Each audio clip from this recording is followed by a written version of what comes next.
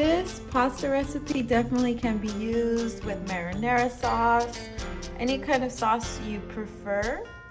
And I gave it a 10 out of 10 for it being a keto pasta.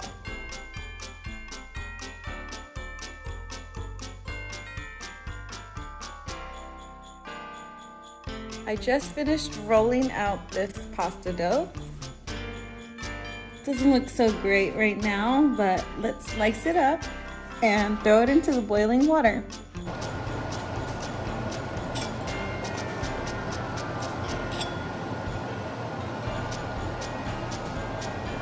Comes off pretty good.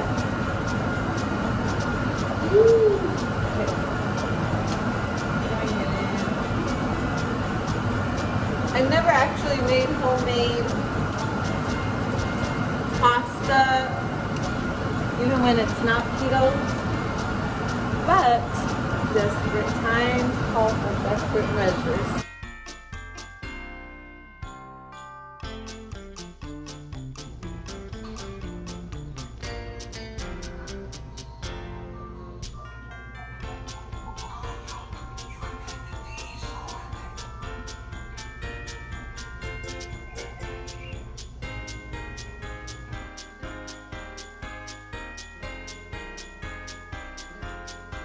Now that I pulled the pasta out of the boiling water, I went ahead and threw in my broccoli so I can steam it right now that it's all hot.